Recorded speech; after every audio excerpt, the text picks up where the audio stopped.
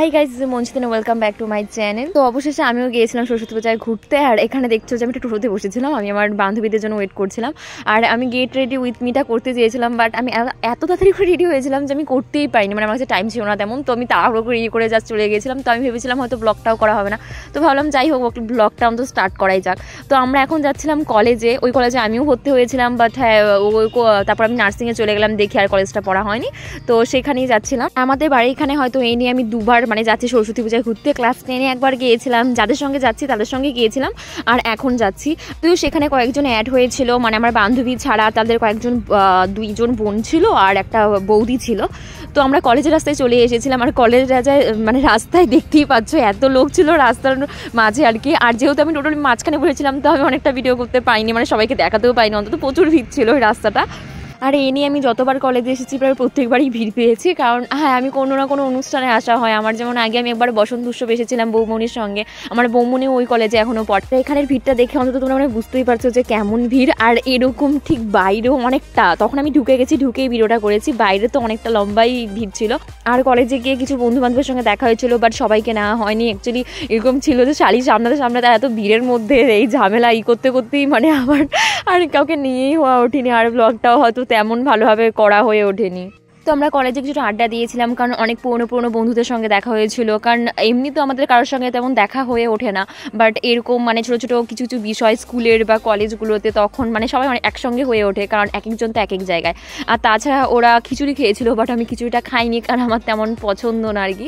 আর তার মধ্যে খুব আমার এমনিতেই খুব গরম লাগছিল। হ্যাঁ রোদ ছিল ভালো, আর তার মধ্যে জানি না হয়তো ওই ভিড়টির অনেক ছিল, তো ওই ভিড়ের মধ্যে আমার এমনিও ঠিক একটা পছন্দ না, তো তার জন্য আমি খাইনি। তো আমি এখন দাঁড়িয়েছিলাম, তখনও ওদের সঙ্গে ছিলাম। যাই হোক, তো দিনটা বেশ ভালোই কেটেছিল। আর এরপর আমাদের যাওয়ার প্ল্যান ছিল ফালাকাটা পার্কে। আর হ্যাঁ আমি কোনোদিন পার্কে যাইনি এর আগে, আমি নিজেই ফালাকাটার লোক, তবু আমি কোনোদিন যাইনি, আসলে কোনোদিন মানে যাওয়া হয়ে ওঠেনি। আর যখন আমি স্কুলে ছিলাম তখন তো আমি ফালাকাটাতে তেমন যেতামই না। আর এখন বড় হয়েছি, প্রায় প্রতিদিনই আমাকে ফালাকাটা যেতে হয়, কারণ ডিউটি করতে গেলে তো আমাকে এমনি ওখানে যেতেই হয়।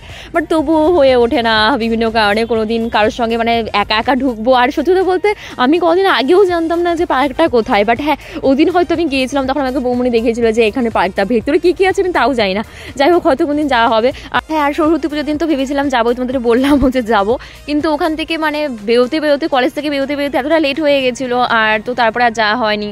তো কারণ ওখানে ঢুকলেও কিছু একটা টাইম নিয়ে ঢুকলে সব সময় ঠিক আছে না, তো আমি ফালাকাটার কোনোদিন হলেও যাইনি, পার্কেও যাইনি। যাই হোক, তো তারপর আমরা যাচ্ছিলাম কিছু খেতে। তো আমরা ভাবছিলাম যে কী খাবো, তো এক একজনের এক এক মত ছিল, ওটা খাবে। তো তারপর আমরা সবাই মিলে প্ল্যান করলাম যে ফুচকা খাওয়া যাক।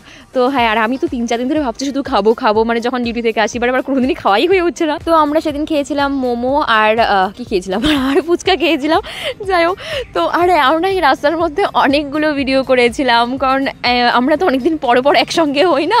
আর হ্যাঁ, সঙ্গে একজন ব্লগার আছে, তো বুঝতেই পারছো। আর হ্যাঁ, ওখানে শুধুমাত্র আমি না, এরকম আরও কয়েকজন আছে যারা ভিডিও করতে খুব ভালোবাসে। তো হ্যাঁ, তো আমরা ওখানে অনেকগুলো ভিডিও করেছিলাম, বেশ ভালো লাগছিলো। আর হ্যাঁ, এখানে দেখো আমাদের মানে গার্লস গ্যাং পুরো রয়েছে, অনেকজন একসঙ্গে ছিলাম। আর সত্যি বলতে কি বেশ মজা লাগছিল, কারণ এরকম করে আমাদের খুব কম দিনই হয় মানে বের হওয়া আর কি। আর হ্যাঁ, এইভাবে শাড়ি পরে তো বের হওয়া তেমন হয়ই না। তো আমরা আসার সময় হাই স্কুলে ঢুকেছিলাম, মানে ফালাকাটা হাই স্কুল, বেশ সুন্দর করে সাজানো ছিল ওটা। আর হ্যাঁ, ওটা খুব তাড়াতাড়ি অফ করে দিয়েছিল, কারণ উচ্চ মাধ্যমিক এক্সাম ছিল 2 দিন পরে। তো আমরাও আর বেশি লেট করিনি, আর এমনি অনেকটা রাত হয়ে গেছিলো। তো আমরা আসার পথে খাওয়া দাওয়া করে নিয়েছিলাম। আর হ্যাঁ, কেন দিন একটু ফুচকার পথে একটা আলাদা টান চলে এসেছে আমার, মানে নিয়ে আমি দেখলিস তো ফুচকা করি আগে, বাট আমি কিন্তু আমি খেতে অতটাও ভালোবাসি না, বাট জানি না কদিন ধরে কী হয়েছে। আর হ্যাঁ, তারপর আমরা খেয়েছিলাম মোমো। আর আমি একটু হেলদি খেতে চেয়েছিলাম, তো আমি ভাবলাম মোমোটাই খাই, অন্তত অন্যান্য ফাস্টফুড থেকে একটু মানে মোমোটা একটু হেলদি আছে। আর এদিকে দেখো জয় আর পূজা, এটা যে কেন এত হাসছিল আমি সেটাই বুঝতে পারছিলাম না। আর এদিকে তো ওরা সবাই বসেছিল, আর বৌদি তো রীতিমতো ঢেকে দিয়েছিল মুখটা যাতে না হাসে আর কি ভিডিওতে। আর হ্যাঁ, তো আমাদের মোমোটা খুব টেস্টি ছিল। আর হ্যাঁ, স্যুপটা তো বিশেষ করে আমরা এক্সট্রা করে আবার স্যুপ নিয়েছিলাম, মানে এক্সট্রা টাকা দিয়ে। আর আমাদের আস্তে আস্তে 8টার মতো প্রায় বেজেই গেছিলো। যাই হোক, আর ব্লগটা বাড়াচ্ছি না, দেখা হচ্ছে পরের ব্লগে। Bye bye.